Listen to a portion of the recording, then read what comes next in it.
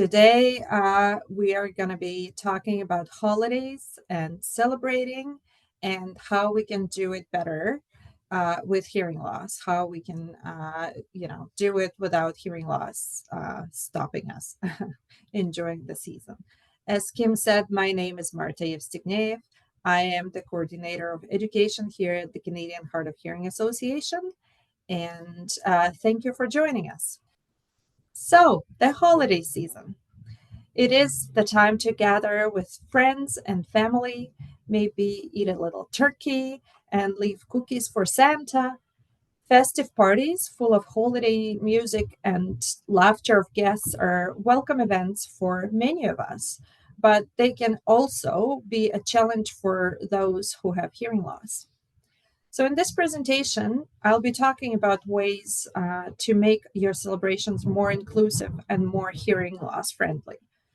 So let's start with house parties and look at what can be done to improve communication for everyone celebrating together. So if you are the one hosting a party, you are in the driver's seat. So it's up to you to plan ahead and create the most inclusive environment that you can. And look, one thing you can do is to look if you can set aside one area of your house that is a quiet area without a lot of background noise, distraction, without loud sounds. So to do that, maybe it would make sense to take a few moments to consider who is coming to your house, who is coming to your party. Will there be a lot of young children, for example? In that case, it would make sense to designate a separate playroom for them where they can play with their toys together.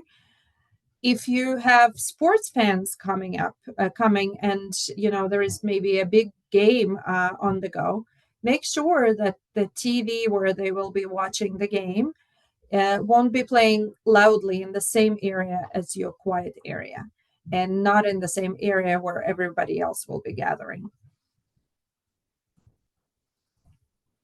So when it's time to eat, how your table is set up and arranged matters more than you might realize. Round tables, for example, make it easier for a person with hearing loss to keep up with conversation because it allows for clear sight lines and everybody can see each other, can see everybody's faces, and can lip read effectively. Some other things you can consider are, for example, windows. Close the drapes on your windows to reduce glare if it's bright. It hasn't been lately in Newfoundland, but in case the sun shows up, it helps again for speech reading if there is no bright glare. And drapes also improve sound dampening because they absorb sound waves, so it's not as echoey and it improves the acoustics in the room. Consider the lighting. So if your room is really dark, maybe bring in additional lamps or turn the lights on if it's too dark. Candlelight is something we like to do, and we like to see during holidays. And it might be romantic, but candles do not provide enough light to allow for speech reading. So keep that in mind. Another thing to consider is seating. So the person with hearing loss, it's best for them to sit farthest away from the noise at the kids' table and the kitchen or the TV. So put them in the quietest place possible and find a place for them where they can see everybody else clearly, right? And try and clear the sight lines. If you have beautiful decorations or tall candles or something like this, it would be better for you to put them aside for the duration of the dinner so that everybody can see each other and to keep the views unobstructed. So most people who have hearing loss or know somebody with hearing loss know that the noise is the worst enemy of clear conversation. So if your place, your house doesn't allow for you to designate separate rooms for the big game or kids' playroom, like I talked about, uh, the least you can do is try to turn the television off during dinner and radio. And also, we all like Christmas music and we all like to play it, it adds that little touch. But for the duration of the dinner, when people eat and communicate, maybe it's better to keep it off. So, another thing you might want to do is to wait until your guests have left the table before clearing the dishes, because the clanking and the noise and the extra commotion is very distracting and not conducive to good communication. And it is also helpful to remind your guests to take turns talking and to not speak at the same time if the person with hearing loss is part of the conversation. So, some communication tips you can keep in mind for people with hearing loss. For them, a noisy environment of friends who speak too quickly can make communication extra challenging. So, remember, louder is not really better. If someone can't hear you or can't understand what you're saying, you might feel compelled to speak loudly or even shout. This is unlikely to be helpful, and it only distorts what the person is hearing, and it also distorts the speech reading, right? It distorts your face and the lip movements. Some people with hearing loss are also very sensitive to louder sounds, so by shouting at them, it makes it harder for them to hear, not easier. Not to mention that it's also demeaning and not very nice, right? Nobody likes being shouted at. So if communication is not going well, try to relocate, right? If you were the host and you set up that quiet room in the beginning, that's the place to go to talk and to have a conversation. If you are visiting somebody, try and find another room or another place, or if it's impossible, ask them to turn down that TV or the music, or ask people to maybe be a little bit quieter. So, another thing you might want to avoid is small rooms with bare floors and not much furniture in them. Those bare rooms don't have the best acoustics and they tend to distort the sound. So, some things you can do, right? Some do's for good communication. First thing is getting a person's attention first. Use a gentle tap or a wave. And it might seem obvious, but how many times have you tried to talk to your spouse or your parent, from another room, shouting and getting frustrated that they don't answer you, they don't hear you? So it is just best practice to let the person know you're talking to them before you talk to them, right? We can't expect somebody to know that you're talking to them in the clutter and music and commotion of the busy household. It does help if you're face to face with a speaker. So speak directly to them and maintain eye contact. Again, I will be mentioning speech reading multiple times in this session. It is important and it is very helpful. Speak slowly and clearly. Keep a natural but steady pace. And as I already said, don't shout. Rephrase when needed. So, hearing loss is not linear. Oftentimes, people have trouble hearing in one range over the other. So, for a lot of people, it's high pitched sounds that are harder to hear. And a lot of speech sounds fall into that range.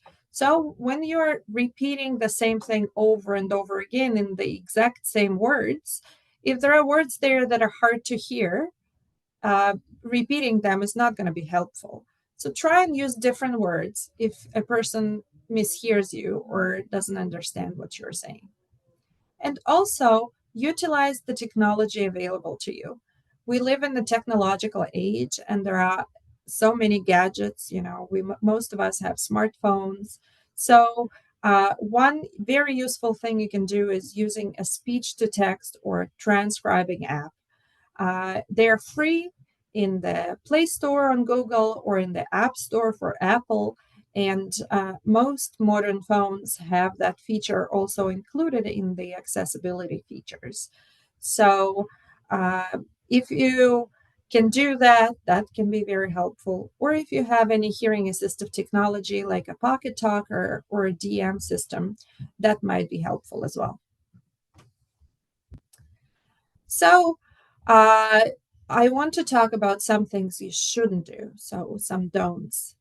As I already said, avoiding shouting or clapping is a good idea. This can be overwhelming and can distort words. Don't turn away from the person you're communicating with. Maintain face-to-face engagement for the best communication. Avoid rapid speech. Newfoundlanders tend to speak really fast, and we all know that. But when you're talking to somebody with hearing loss, fast talking can be hard to follow. So try and slow down. And don't repeat things louder. Use different words rather than increasing volume. And one thing to remember is don't be dismissive. It is really not nice when somebody tells you it's not important or I'll tell you later. Don't worry about it, right? This is dismissive, and that contributes to a person feeling overwhelmed and not fitting in, and not enjoying the gathering. So be nice. So if you have hearing loss yourself, you need to remember to self-advocate. If you're a guest at a holiday gathering, don't be afraid to take the host aside and politely discuss your needs. It's okay to ask to be seated so that the majority of guests are on your good side, if you have one, or the farthest away from the kitchen clatter or television. Enlist a friend or a family member to be your dinner partner so they can help you catch conversation you might otherwise miss. If background noise is distracting you from hearing the conversation, speak up politely and let someone know you're having trouble hearing. So the message is, if there is a problem, you need to bring it to the host's attention, right? If you don't ask to be accommodated, if you don't ask for what you need to be included in communicating effectively, you're probably not going to get it. But most people are happy to accommodate you when they know what exactly they can do to make it better. So another challenging thing that we all like to do during holidays is going out to eat, dining out. And restaurant noise is challenging, coming from all directions for people with hearing loss. There is the chatter of dining patrons, the backdrop of plates and glasses clanging, and more than likely a stream of loud music booming overhead as people scoot in and out of the chairs, scraping against floors. So it creates a very noise-rich and not an easy environment to communicate in. So even the chef may be audible. The open kitchen styles that are so trendy these days can mean kitchen clamor spills into dining areas. So for anybody who has hearing loss, it means they can't dine unprepared and expect to have seamless conversations with those around them. So here are a few tips to help you navigate that noise in a restaurant. So if you are the one planning the outing, pick a quiet restaurant rather than the noisy bar and grill on the corner. If you can, select a restaurant with carpeting, heavy drapes, lower ceilings, and a kitchen that's not viewable to diners. All of those things improve acoustics and cut down on the echo effect that disrupts clear hearing. Also, check the local restaurant's reviews. So many cities are now implementing noise ratings in their reviews along with lighting reviews. These ratings are great for people concerned with background noise and poor lighting. So if you are not the one planning the outing, talk to the planner ahead of time. So whenever the idea to go out to eat comes up, try and be proactive.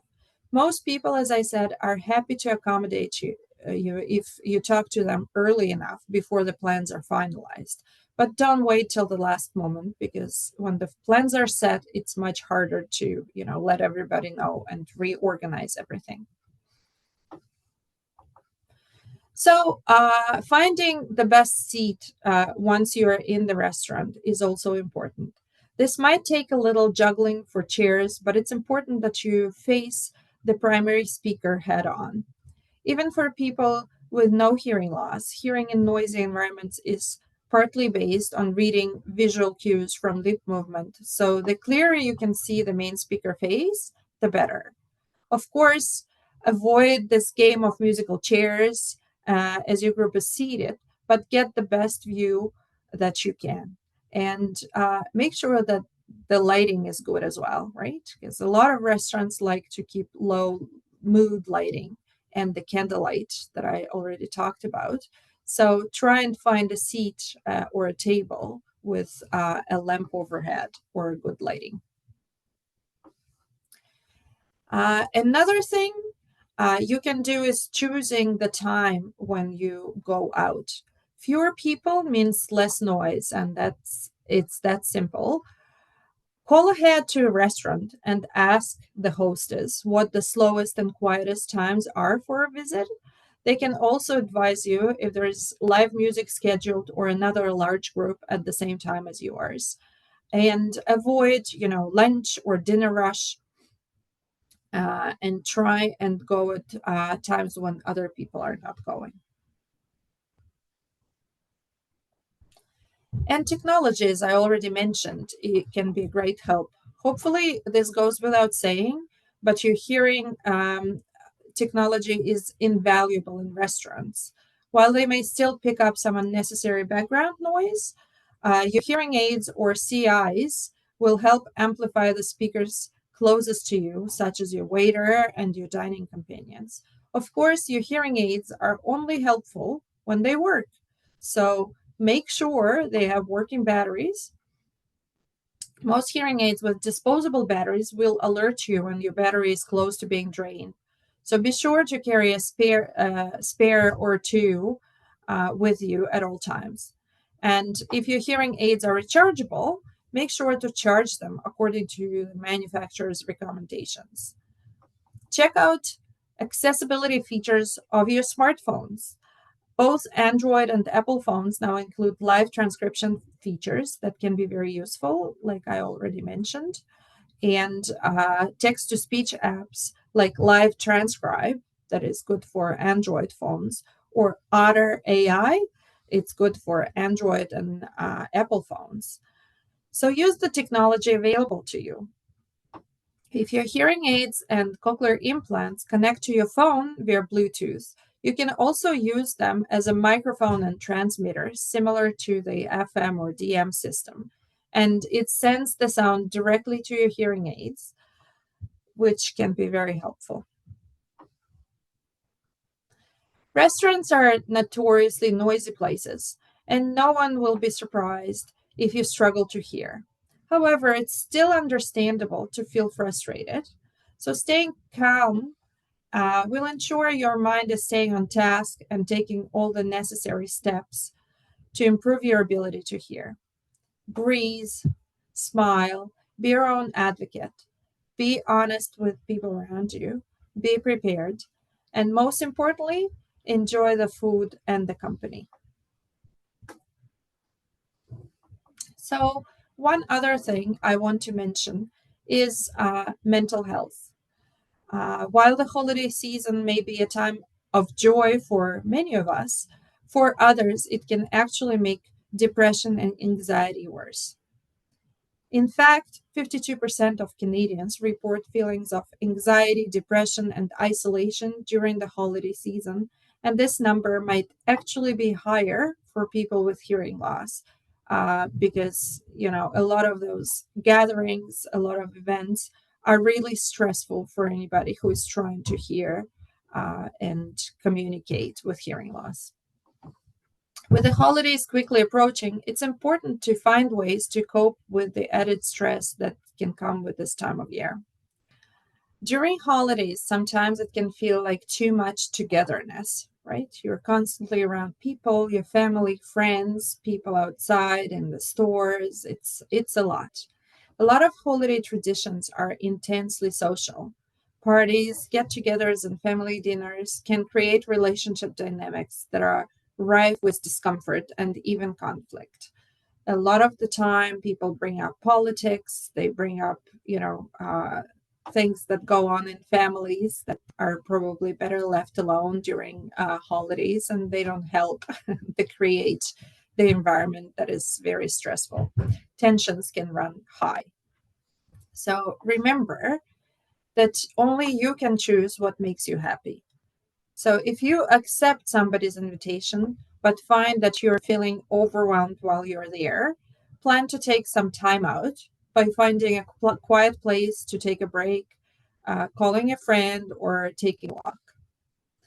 If you don't want to stay, you're allowed to leave.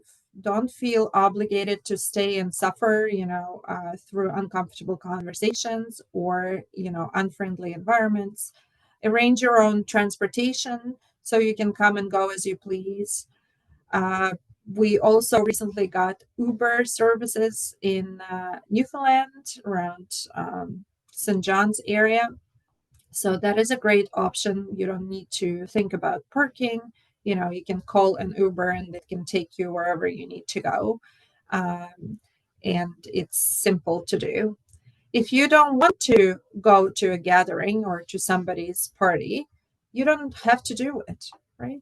Give yourself permission to do what's best for you and don't feel guilty for canceling on people if you know this is not something you can cope with. So, more than 1 in 10 Canadians often or always feel lonely, according to Statistics Canada. Half of those who experience loneliness have poorer mental health overall. And as I said, hearing loss can contribute to this feeling of loneliness and not belonging. So, your connection to others and your community are key ways to protect mental health. So, loneliness is something to pay really close attention to. And the holidays can be especially hard if you feel lonely. There are many reasons you might be alone during the holidays. Sometimes it's your choice, and sometimes it isn't. For example, if you've lost somebody, moved away, or grown apart with your friends. If you're already feeling isolated socially, being alone during the holidays can make things even worse. If so, try and do something special for yourself. Cook your favorite foods, go to a movie, or do a holiday project, whatever makes you feel better. Another thing you can do is volunteer. By helping others, you also boost your own mental health and have a chance to connect with other people. Help out at a food bank, for example. You can serve holiday dinner at a community meal or offer to get groceries or spend some time with someone who is alone and doesn't want to be. This way you're helping them as well as yourself. Reach out to others who are also looking for connection. There are whole groups of people in person and online who are also looking for community. Another thing you can do is go old school and write letters to those you love, and holiday cards with invitations to connect by phone. Sometimes people get so wrapped up in their own hustle and bustle of the season that they forget to reach out, right? But be proactive and try and reach out yourself. And oftentimes you'll find that people are happy to talk to you and they don't want to exclude you. It's just with everything going on, they're too stressed and it's not on top of their mind to connect with you. And another thing we all struggle with is too great expectation. The image of that perfect holiday permeates the mainstream culture, right? All those Hallmark movies and social media posts and everything you see and hear everywhere tells you that it has to be the happiest time of the year. We know exactly how it's supposed to go. We feel obligations. We compare ourselves to this ideal. Are we happy enough? Are we doing it right? So remember, what you see on TV, on social media, is not the whole picture. And this idealistic image people put out into the world is not the real life experience. We don't see behind the scenes, right? And there are always behind the scenes. Nobody is always happy all of the time. So don't hold yourself and your holidays to this impossible standard of perfection. Remember to enjoy the little things and take mishaps and disappointments with a bit of humor. And if, despite your best efforts, you feel overwhelmed with feelings of anxiety or sadness, or if your negative feelings are persistent and get in the way of your daily life, you should reach out for mental health support, right? Remember that just a call away, there's somebody there who can help you. If you just want to talk to someone, there are warm lines for you to do just that. Call the provincial warm line at 1-855-753-2560. They're open 10 a.m. to 12 a.m. every day, and they're there to listen and help you. And if you are or somebody you know is thinking of suicide, please call Talk Suicide at 1-833-456-4566, toll free in Canada, or dial 911. Holidays aren't always magical for everyone. That's because the most wonderful time of the year can be fraught with challenges and situations that affect our mental health. Be prepared. If you're dreading the holidays, don't let them just happen to you. Get out in front of them and take good care. And of course, the Canadian Hard of Hearing Association is also there to help you with any questions or issues related to hearing loss. On the screen now, you can see our contact information. Okay, thank you very much, Marta, for all the information on celebrating the season when you have hearing loss. Um, so right now we're going to go into question and answer time. So there's some time there if you want to ask a question. There is one question there, and there's some tips as well. So I thought they were really great. The question is, do you know of any good restaurants for people with hearing loss, Marta? We have people from all over the province and outside of the province, so it's impossible for me to say what restaurants would be good. Also, I work at the Canadian Hard of Hearing Association, but I don't have hearing loss myself. And a lot of the time we have bias, we ignore the things that don't bother us, but might bother other people. Um, so it's good to, like I said, read those online reviews or reach out to other people with hearing loss and ask them if they have suggestions. I'm not sure, Kim, do you have any suggestions of specific places around town? I do have family members who have hearing loss, and we've gone out on family dinners. So finding a place, even calling ahead, maybe not making your reservation during a busy time to cut back on the amount of background noise. Also, finding places that will turn down the music and is willing to, put you in a quiet corner with the lighting. So it's something that you can certainly have your questions ready when you're making a reservation, especially if you don't know the restaurant. And certainly it's being prepared and making sure. But I do find, even just making, if you're open to it, making a reservation earlier can really make a difference in the amount of background noise experience. And certainly I find myself acoustics is can really affect. So looking at, do they have lots of acoustic treatments like carpet or things on the wall and curtains, that can make a real difference to communication and keep down the sound bouncing around, which is really hard to focus on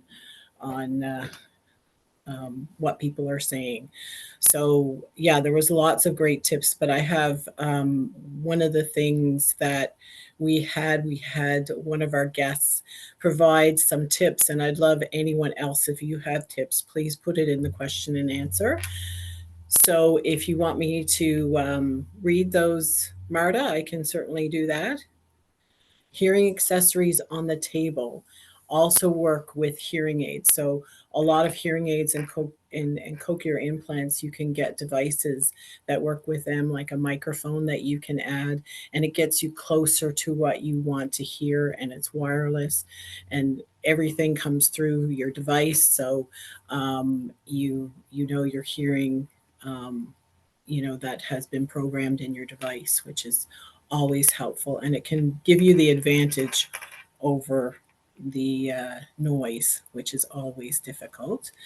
So that was one tip. And don't cover your mouth area. This is really important, and a lot of us, are probably family members as well, have the habit of just putting their hand over their mouth when they're talking. So that's another really great tip. Thanks, Deb. And a suggestion for restaurants is to ask for a booth if they're available, instead of being in the middle of the restaurant. So that extra height certainly keeps that noise, some of the noise down from coming to you. So thanks a lot, Deb, for that. And there's really, Deb, this is great. She's got some really great tips. So if you have some too, there's a noise level app. You can get a noise level app on your phone, that's free, and you can check out the noise during in the restaurants at the time. There's so many different characteristics of environments, and certainly when you're going to someone's house, and some things you can control and some things you can't. So I think, Marty, you went through a lot of those sessions, and as well as the mental health aspects, and how it feels to be left out. So the more prepared you can be as well for different environments can help. And I just want to say, as the holiday season approaches, we wish you, from the Canadian Hard of Hearing Association, we wish you wonderful holiday season.